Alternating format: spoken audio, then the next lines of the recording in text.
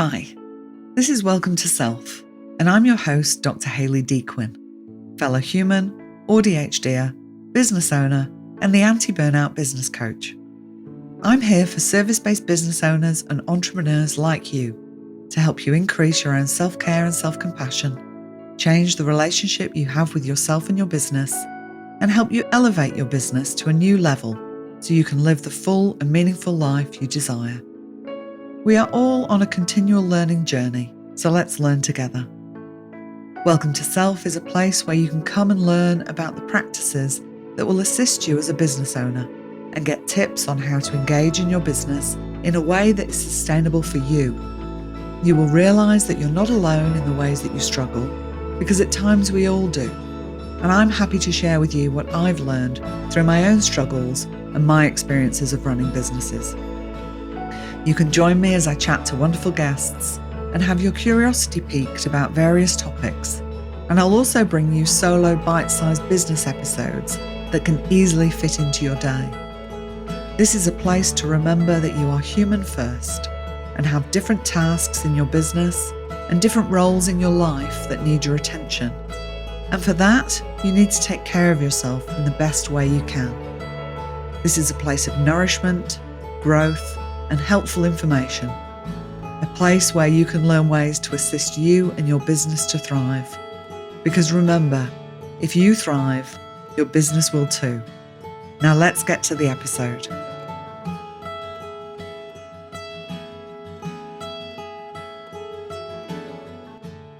Hi, and welcome to another bonus episode. We'll be bringing you season 7 very soon, but in the meantime, let's talk about compassion. For those of you that know me, you know this is a topic I love and could talk about all day, so I'll keep myself in check. There's a lot of information on the internet about self-compassion. Seems like everybody's talking about it. And that's wonderful because self-compassion is a really great skill to cultivate for yourself. It can make a tremendous difference to your life and how you run your business. But self-compassion isn't the only thing we need to be thinking about. There are 3 flows of compassion: compassion to others, self-compassion, and compassion from others. But let's start with what is compassion. I use the definition from Professor Paul Gilbert, founder of compassion-focused therapy. Compassion is a sensitivity to suffering in ourselves and others, with a commitment to alleviate and prevent the suffering. There are many myths to what compassion is, with some people thinking it's all about loving yourself and being kind, and perhaps a bit wishy-washy. But trust me when I say compassion is about strength, wisdom, and courage. Yes, at times it'll be about being kind, and yes, ideally it'd be great if you love yourself. And sometimes it's about doing the hard thing, facing the struggle you don't want to face, and taking wise, courageous action to move forward. Why am I talking about this on a business podcast, you might ask? Well, in my experience, changing the relationship you have with yourself and your business through the lens of compassion is an absolute game changer. It can allow you to make better decisions, recognize more quickly when there are problems, and be willing to take action to solve what's in front of you. It can allow you to tune in to what you really need and adopt practices and solutions that work for you and your business. So let me tell you a bit more about the flows I mentioned. Compassion to others is something that I know many of you will be very, very good at. Many people, particularly those of us in service-based businesses, are really good at offering compassion to other people, seeing the struggles of others and wanting to do whatever we can to help them. Perhaps for you, this is an area that can actually be a bit consuming, always focusing on others and then not having enough time for the things you need to get done, leading to you feeling overwhelmed and exhausted. Sound familiar? For some people, compassion to others can be tricky though, and some of the fears might be that if you're too compassionate to other people, you might be taken advantage of. That being compassionate might make you an easy target. Or perhaps if you're too compassionate, people might drain you of your emotional energy. But generally with the women I work with and talk with, compassion to others doesn't seem to be the problem. Having compassion for your clients can help you when working together if you encounter any challenges. Being able to bring understanding, empathy, and wisdom to a situation can lead to better outcomes. Another flow of compassion is self-compassion. And like I said, there's so much information out there, and it does seem to be the main flow of compassion that people are talking about. Some common fears of self-compassion are you feel like you don't deserve to be compassionate to yourself. Maybe you have the belief that pushing on and getting through life is about being tough, not about being compassionate.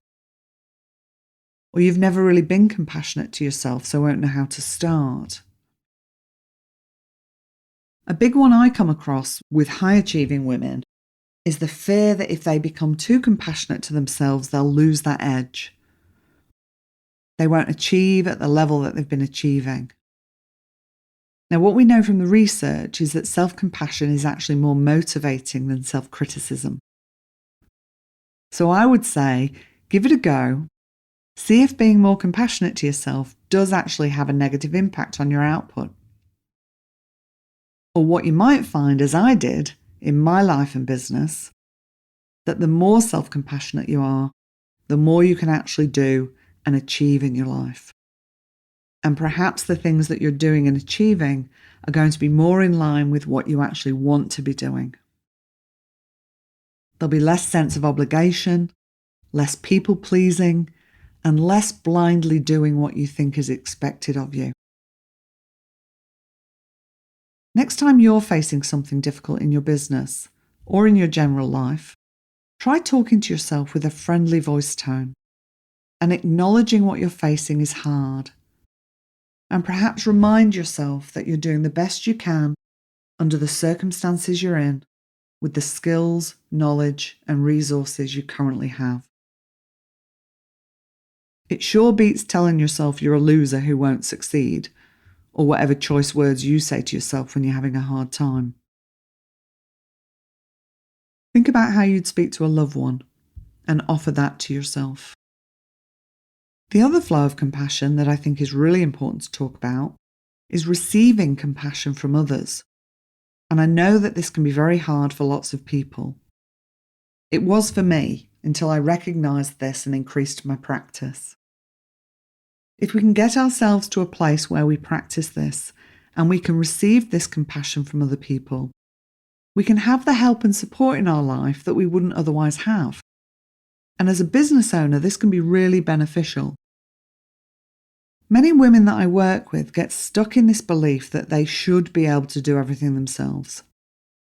They should be able to manage. They should know the answers, even if it's something they've never learned, and that they shouldn't have to ask for help.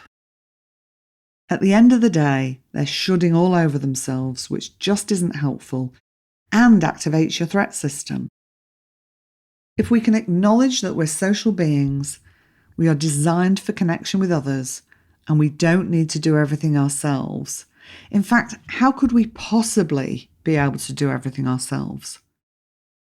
If we can get to a place where we're more comfortable with that, then we can learn to tune in, recognize what we need, ask for help, and receive that help.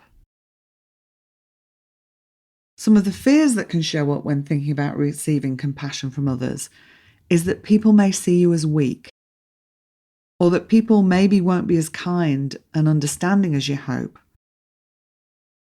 Or you might feel embarrassed about receiving help. Or perhaps you fear that people are only being nice because they want something. Lots of these things can show up for many people. In fact, Professor Paul Gilbert and colleagues developed a scale called the Fears of Compassion Scale.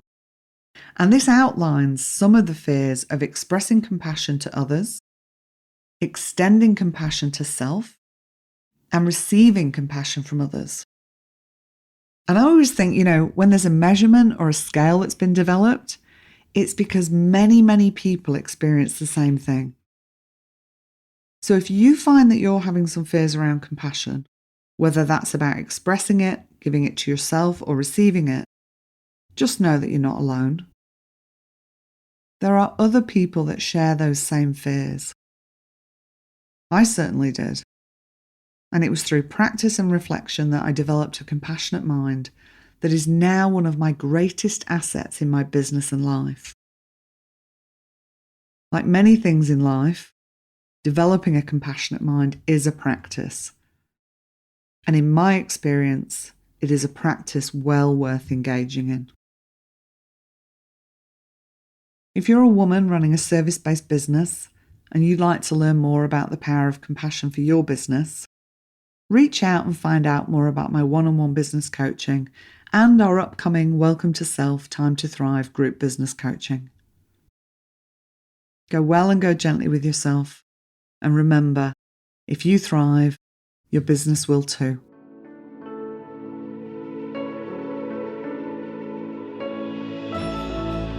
Thank you for sharing this time with me today. I hope our time together has been helpful and supportive.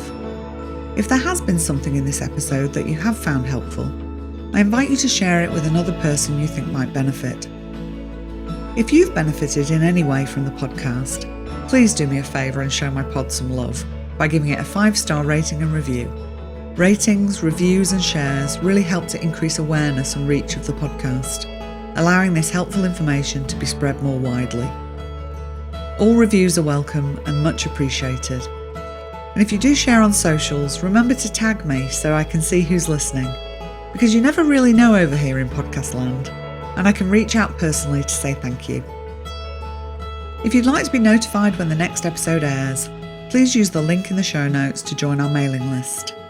If you have any particular topics you'd like to learn more about, or guests you'd like to hear from, please reach out and let me know.